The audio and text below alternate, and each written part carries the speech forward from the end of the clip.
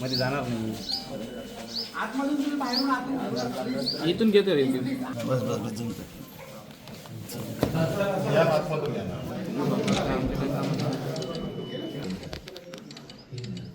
एक 1048 अशोक उत्तमराव केळवणे.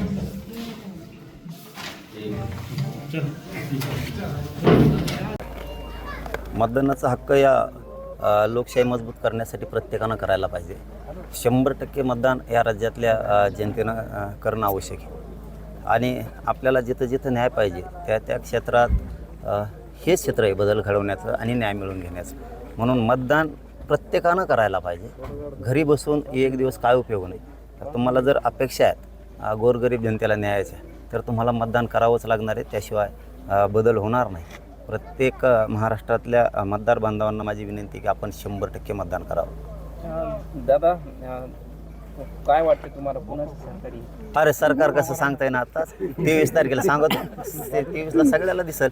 पण गोरगरिबाच्या न्यायाचंच येणार. गोरगरीब मतदानावरती एकजुटीनं तुटून पडलेले आहेत. शेवटी अन्याय हा प्रत्येकावरती झालेला आहे आणि त्याचा बदला घ्यायचा असला, न्याय पाहिजे असला तर मतदान एक गठ्ठा एका बाजूनं सगळे जनता करणारे आणि न्याय मिळवून घेणारे, स्वतःचं हक्काचा माणूस लोक तिथं बसवणारे. आणि ती बसवला पण पाहिजे प्रत्येकानं. अत्याचार अन्याय विसरला नाही पाहिजे. झालेला त्रास झालेल्या वेदना कधी विसरल्या नाही पाहिजेत. कारण तुम्ही जर आत्ता विसरलात, आत्ता जर भावनिक झालात, मा पाहुणा आहे, मा मित्र हे उमेदवार हे अमकाय तमकाय, तर तुम्ही कधीच तुमच्या लेकराला मुलाला न्याय नाही देऊ शकत. त्यामुळे तुम्हाला आज उठाव करावा लागणार आहे मतदानाच्या रूपात. आणि तो जनता 100% करणार आहे. लाठीचार्ज झाल्याचा बदला यावेळेला मराठा समाज जो आहे तो सरसकट गेला असं वाटतं. डोळे झाकलेले नाही समाजाला. त्याचे डोळे उघडे आहेत आणि मालक तो आहे. म्हणून मी कोणाच्या दावणीला समाजाला बांधला नाही, मोकळा सोडलाय.